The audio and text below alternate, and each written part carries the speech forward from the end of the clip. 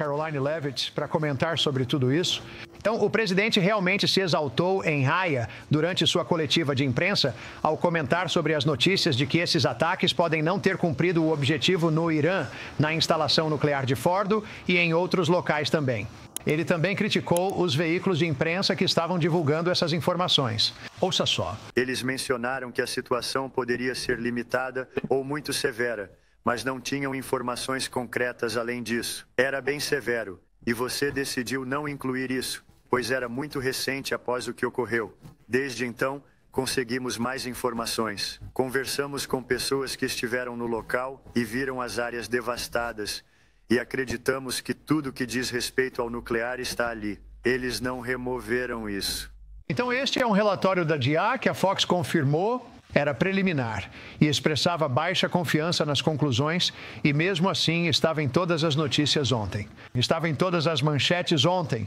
O que você diz em resposta? É isso mesmo, John. E o presidente Trump está absolutamente certo. E ele retorna a Washington hoje após uma cúpula histórica da OTAN, onde conseguiu que nossos aliados da OTAN finalmente pagassem sua parte justa, graças à sua forte liderança no cenário mundial. E eu gostaria de dar um passo atrás e apenas reconhecer a história que foi feita ao longo da última semana, graças à força do presidente Trump.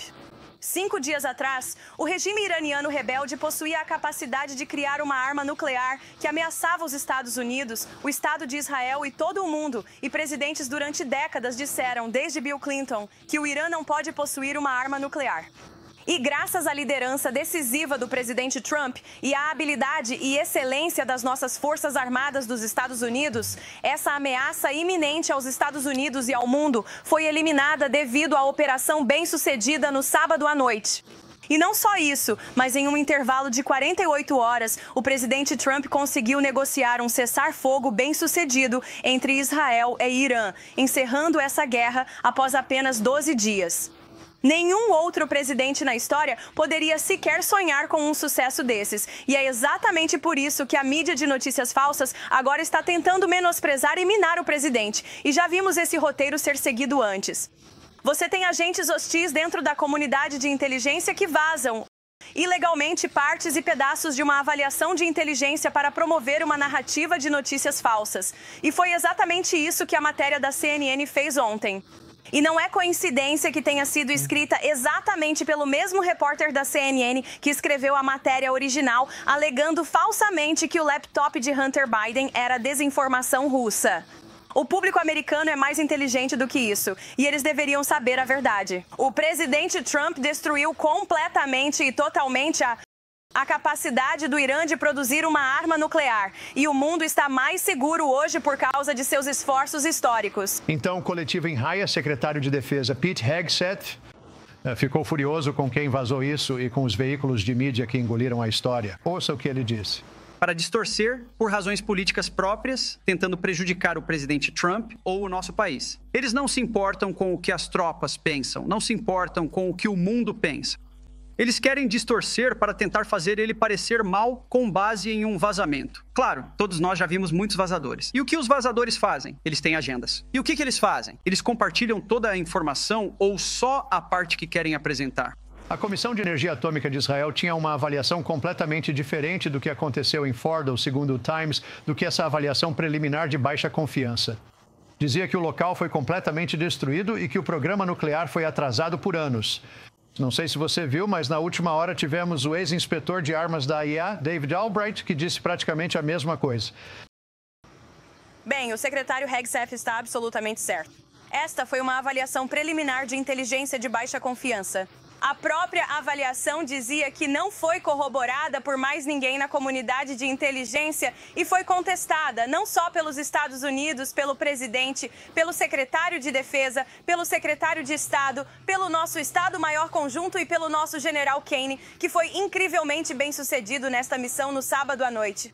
Ela também foi contestada tanto por Israel quanto pelo Irã. E a CNN não se importou com isso. A própria DIA agora veio a público e disse: este era um relatório preliminar e essa matéria da CNN está completamente errada.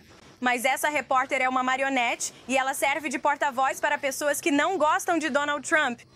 E eles ela só deu 1 hora para a Casa Branca responder. E isso, de novo, é o mesmo roteiro que já vimos a mídia de notícias falsas usar repetidas vezes.